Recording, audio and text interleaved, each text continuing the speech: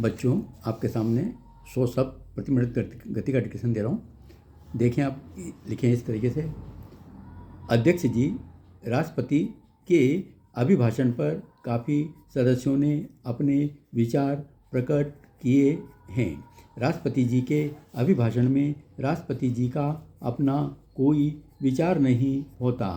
सरकार जो कुछ लिखकर देती है वही उन्हें बोलना पड़ता है। वे तो विराम को भी नहीं बदल सकते हैं।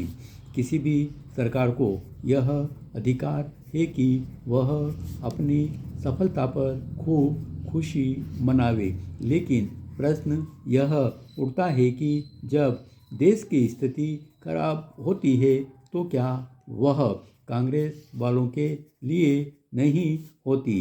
वास्तव में देश की स्थिति जब खराब होगी तो कांग्रेस के लोगों के लिए भी खराब होगी।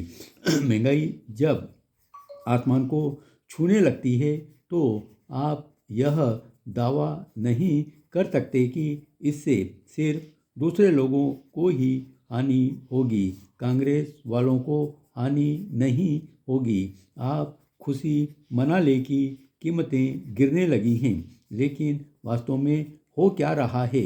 थोड़े ही दिन के बाद फिर कीमतें बढ़ने लगी हैं। आप जानते हैं कि देश में सुरक्षा की स्थिति बिगड़ती जा रही है। जहाँ तहाँ अनेक दंगे हुए हैं, उससे लोगों के अंदर डर की भावना पैदा हो गई है।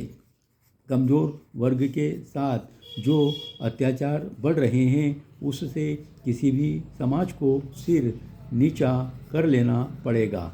आशा की जाती थी कि राष्ट्रपति जी के इस भाषण के द्वारा सरकार देश को विश्वास दिलाएगी कि आप ठोस कदम उठाने वाले हैं, जिससे महंगाई रोकी जा सके, लोगों के दिल से डर को मिटाया जा सके।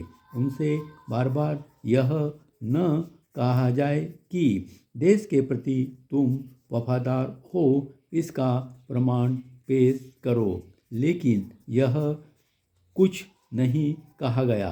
दाम बढ़ रहे हैं, आर्थिक स्थिति बिगड़ रही है, उसको सुधारा जा सकता है, लेकिन देश का नैतिक पतन हो जाए तो जल्दी नहीं सुधारा जा सकता है। बड़े दुख की बात यह है कि कानून और सरकार का आदर देश में खत्म होता जा रहा है। कानून का लोगों के दिलों में कोई डर नहीं है, सरकार के लिए कोई आदर नहीं है। मैं दूर की बात नहीं कहूँगा, सदन के सदस्य समझें कि दिल्ली में क्या हो रहा है। पहले चोरी डकैती रात को होती थी, परंतु आज हालत क्या है? आज चोरी डकैती राजधानी में दिन में होती है। इसका अर्थ क्या है? आपको सोचने के लिए क्या विवश नहीं होना पड़ता है? आज समाज के हर वर्ग में क्रोध की हालत पैदा हो गई है।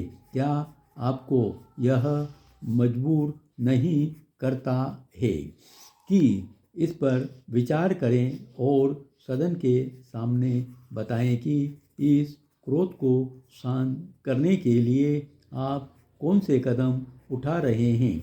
आपके चुप रह जाने से काम नहीं चलेगा, क्रोध इससे और भी बढ़ेगा। मैं धमकी नहीं देना चाहता, लेकिन राजनीति का कोई भी आदमी जानता है कि क्रोध जब बढ़ता है तो वह बगावत में बदल सकता है।